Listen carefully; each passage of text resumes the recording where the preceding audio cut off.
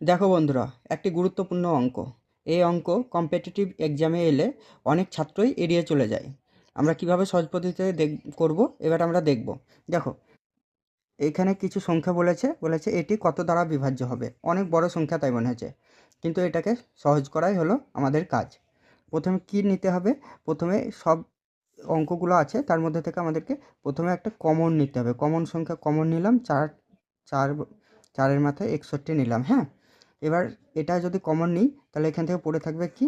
এখানে পড়ে থাকলো শুধু 1, তারপরে এখানে পড়ে থাকবে 4, তারপর এখানে দেখো 4, 4 টু দি পাওয়ার 61 নিয়েছি কমন, সেই জন্য 4 টু দি পাওয়ার 63 থেকে পড়ে থাকবে এখানে শুধুমাত্র 4 স্কোয়ার, যুক্ত এখানে পড়ে থাকবে 4 কিউ, তারপরে পড়ে থাকবে কিন্তু 4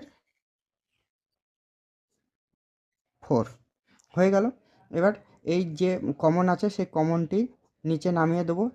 এটাতে হাত দিতে হবে না, এটা কিছুই করব না। হ্যাঁ, এবার কি করব? দেখো, এই সংখ্যাগুলি সব কিন্তু যোগ করব।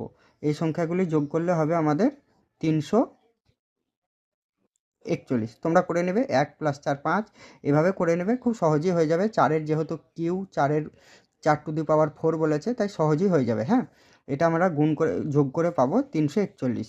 এবার এখানে আর ব্র্যাকেট দেবো না, এখানে দিলাম গুণ চিহ্ন। এবার কি হলো দেখো, পরের লাইনে আর কিছু করব না। এটাতে বলেছে হাত দিতে হবে না, তাহলে এখানে যোগ করে যে সংখ্যাটি পেলাম 341, সেই যোগ করে পাওয়া সংখ্যাটিকে এই যে অপশানগুলো থাকবে, সেই অপশানগুলোর মধ্যে কোন সংখ্যা দিয়ে 341কে ভাগ যাবে সেটাই হয়ে যাবে উত্তর। তাহলে যোগফলটাকে দেখব, 5 দিয়ে ভাগ যায় না, শেষে 0 কিংবা 5 নাই। এখানে দেখব 11 দিয়ে কিন্তু ভাগ যাচ্ছে। তাহলে এই যে যোগফল করলাম 341, সেটা 11 দিয়ে ভাগ যাচ্ছে। তার মানে এই পুরো সংখ্যাটি 11 দিয়ে ভাগ যাবে, তাই এখানে সঠিক উত্তর হয়ে যাবে 11।